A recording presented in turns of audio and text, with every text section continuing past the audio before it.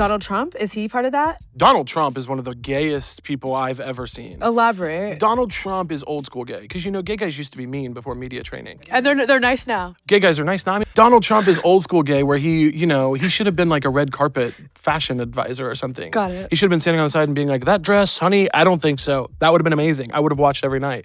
Instead, he ran for office on a platform of mass deportation. So that's where things got tricky, obviously. But I do think he's very gay. Comedian Caleb Hearon had this take on Donald Trump. And it wasn't just the president. Okay, I'm going to ask you about some cis-het male American icons. And can you tell me how you can support their right to express their masculinity? Andrew Tate? He's walking around in a Speedo, like, talking about other men's physiques and, like, smoking on cigars, which are pretty phallic. Smoking on cigars is phallic. The way they puff it, doesn't it evoke a little bit? Don't you? You kind of look at it and you go, okay, someone wishes that was a dick. Don't you think? I think a lot of people are going to resonate with this. I think your listeners know exactly what I'm talking about. Guys who smoke cigars, it's just a little like, okay.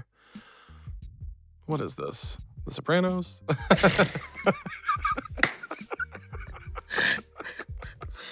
Okay. Anyway, I digress, Ziwe. Elon Musk.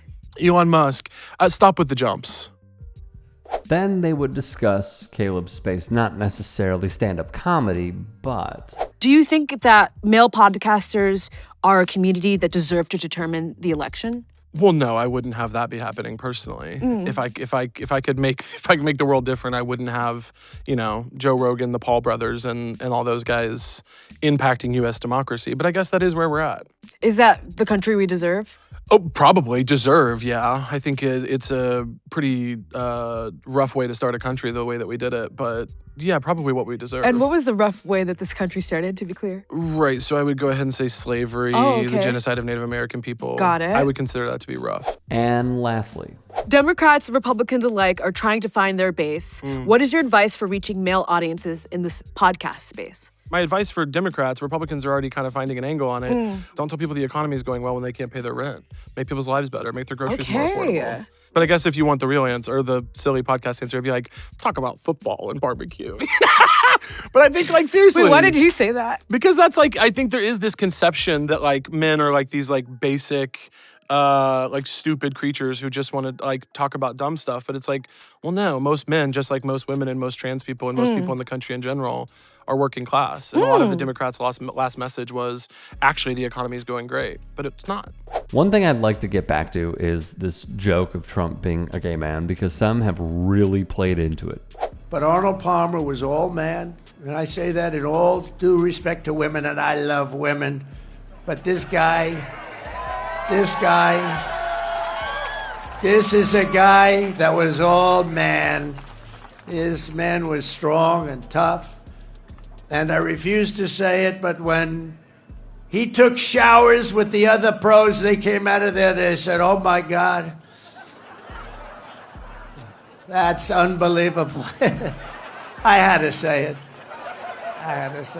President, he used to call me Donald, now he calls me president, so that's nice respect. But he's a rough guy, smart guy, very successful, very rich. I wouldn't even know how we would know this, but because he's got comments. President, could I ask you a question? What? And if there's one thing that we absolutely know about all of this, they will hate it.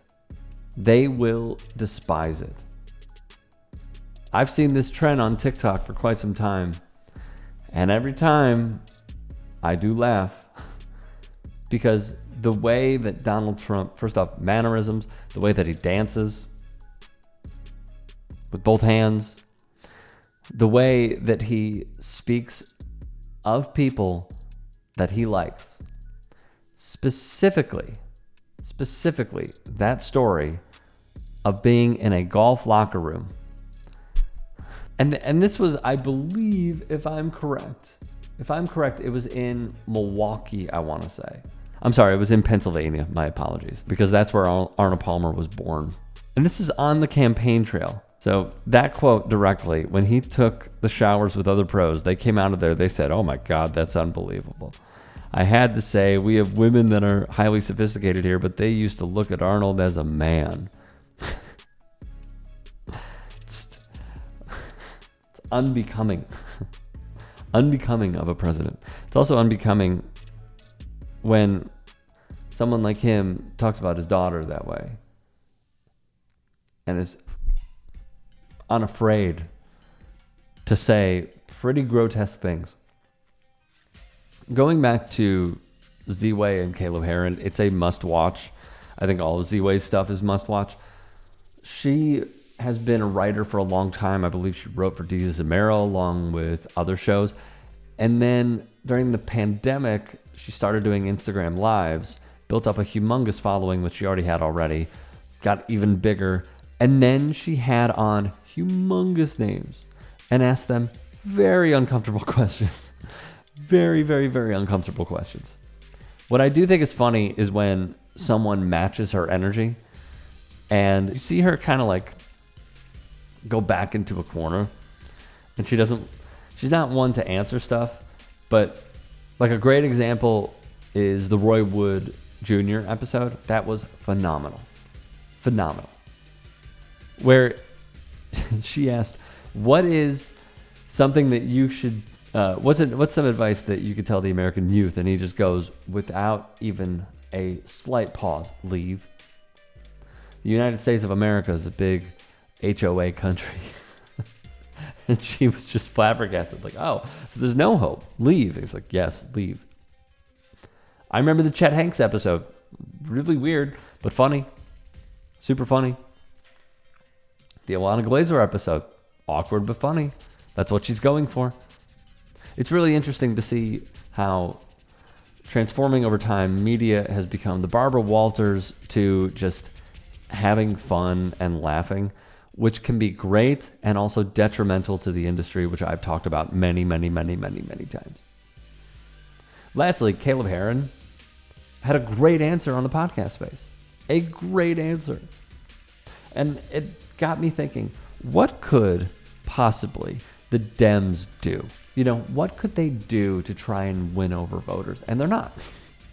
They're banking off of Republican incompetence instead of going away from centrism, going away from liberalism, which they won't. And he's right. His answer was fantastic. Saying the economy is great and people working 2 jobs to get by is not great. It sucks.